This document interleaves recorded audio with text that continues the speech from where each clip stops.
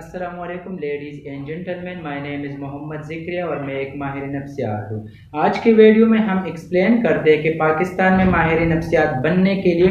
کوئی لائسنس لینے کی ضرورت ہے یا نہیں ہے۔ اگر ضرورت ہے تو ہم کہاں سے لائسنس لے سکتے ہیں۔ تو ویڈیو شروع ہونے سے پہلے آپ اگر ہمارے چینل پہ نیا ہو تو ہمارے چینل کو سبسکرائب کر لیں تاکہ آپ کو ہمارے ہر آنے والی نئی ویڈیو ٹائم پہ پہنچ جائے۔ تو چلو ہم ڈسکس کرتے ہیں۔ اگر آپ کا تعلق پاکستان سے ہو اور نفسیات کے شعبے سے تعلق ہو تو آپ نے اگر B S, M S C یا ایم ایس یا اے ڈی سی پہ advance clinical diploma in clinical psychology اگر کیا ہے تو آپ کو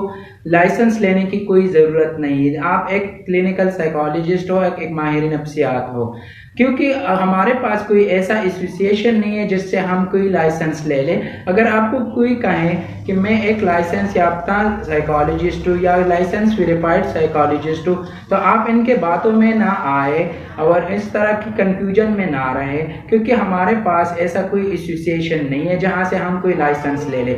اگر ہم بات کریں لائسنس کے تو لائسنس ان ممالک میں ہوتے ہیں جہاں پہ کوئی ایسوسیشن ہوتے، جس طرح اے پی اے امریکن سائیکالوجی ایسوسیشن ہے یا برٹش سائیکالوجی ایسوسیشن ہے یا جرمن سائیکالوجی ایسوسیشن ہے، تو وہ لوگ وہاں پہ ایک اسپیسیفک ڈگری کے بعد یا ایک اسپیسیفک ڈپلومہ کے بعد وہاں سے لائسنس لیتے ہیں، کیونکہ ان کے لائسنس کے بیس پہ ان کا اپنا کلینک یا کسی کلینکل سیٹ اپ میں کام کرنے کی اجازت ملتے ہیں۔ لیکن ہمارے پاس یہاں کوئی ایسوسیشن نہیں ہے تو ہمارے پاس یہاں پہ کوئی لائسنس لینے کی ضرورت نہیں ہے۔